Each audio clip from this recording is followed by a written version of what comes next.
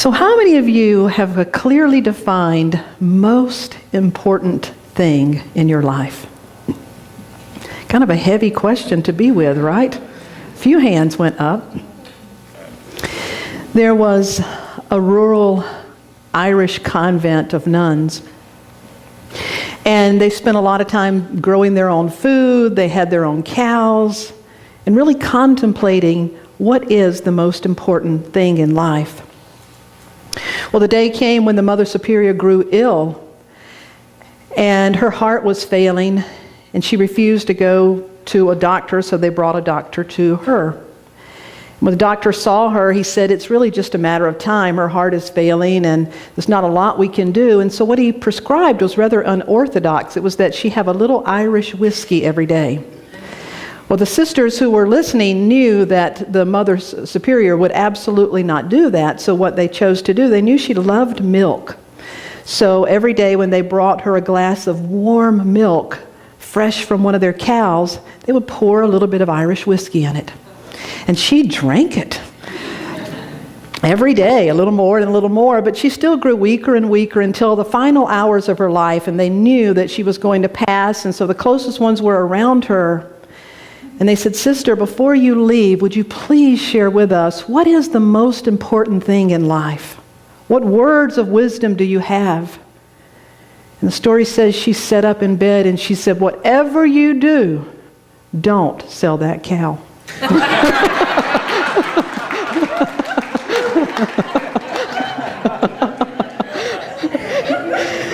That's good, isn't it?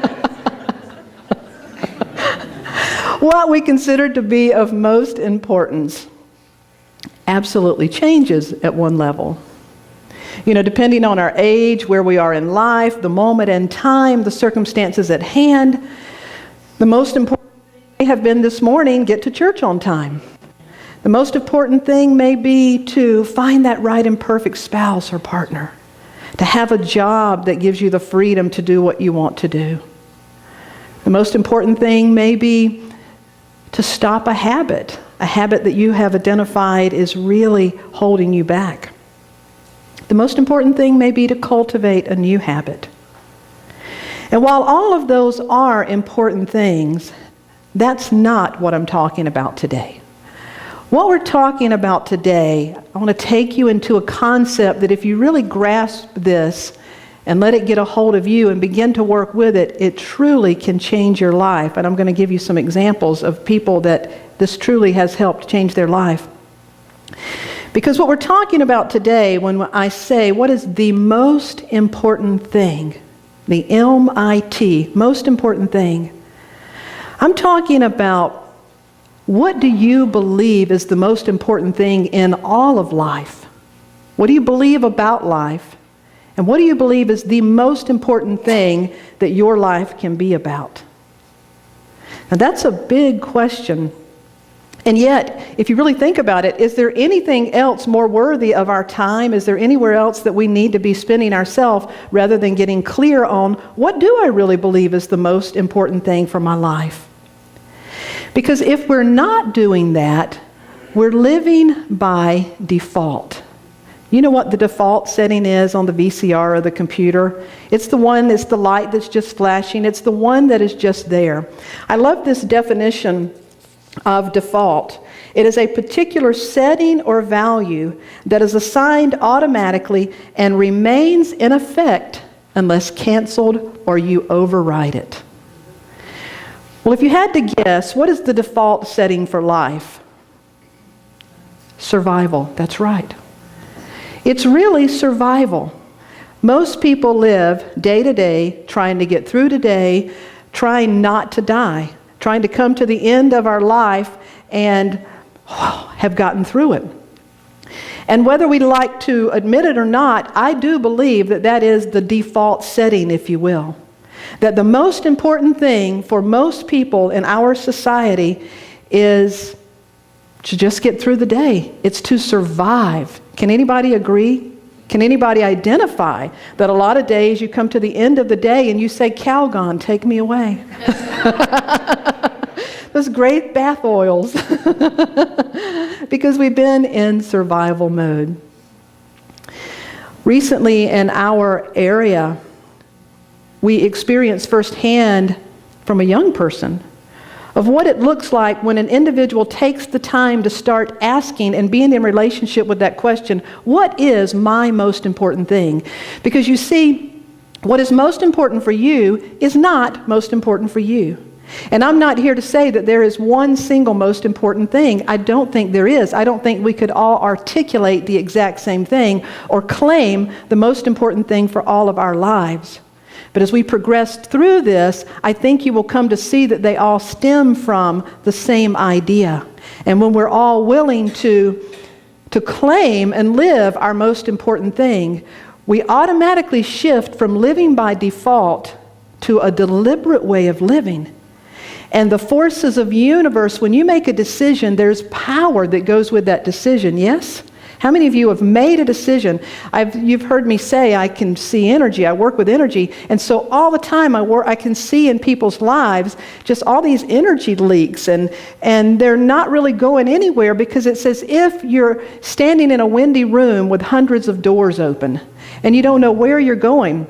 When we close those doors and make the decisions and get clear about where we're going, you are amazed at the energy that begins to come through you. Hear me. Through you, because it's already coming through you, but unless we direct it, we're just leaking it and floundering it, and it's going any and everywhere. A few months ago, an 8-year-old girl was getting ready to have her birthday. Her name is Rachel Beckwith.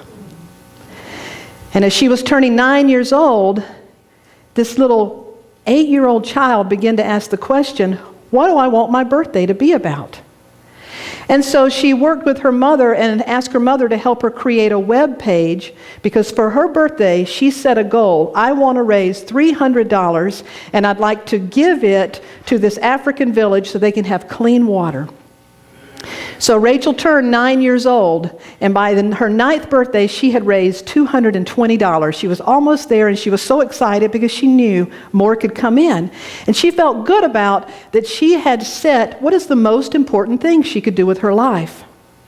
Well, if you followed the news, a few days after her birthday, she was involved in a car pileup on I-90 and lost her life. Within 2 weeks, after Rachel died, because she had made her life be about something important, people all over the world caught on to her purpose, and over $1 million came in under her name through her website, and a 9-year-old little girl, Rachel Beckwith, because she, in her innocence, had the wisdom to find what is the most important thing that I can do. Mother Teresa was a great teacher. If you read the life of Agnes, her real name is Agnes. I cannot pronounce her last name. It's about that long. But Mother Teresa, Agnes, all of her life, she felt and knew she wanted to be in relationship with the God of her being. And so she did what was natural. She went into the convent. But the sisters that worked with her said that she was so discombobulated. Anybody else know what that means? Yes. That she could not even light the candles properly. She just fumbled through the rituals. Until one day, she was on a train, and she had what she described as the call within a call. She had an epiphany. And that epiphany was that the most important thing her life could be about was to recognize and to serve the Christ in everyone. And you know the rest of the story. It became the most important thing in her life. And so that every other decision this was the decision that stood behind every other decision. The most important thing for her was to recognize you as the Christ and to serve you in any way possible. She did that. Jesus, in the final hours of his life, when he was brought before his persecutors, and they were asking him, who are you and what is this power and authority that you say that you have? Trying to trip him up. But in the final hours of his life, he said, I'm very clear about the purpose that I was sent. Now I'm paraphrasing this, but he said, for this reason I was sent, to testify to the truth. Now who told him that? Nobody. He had to arrive at that most important thing for himself.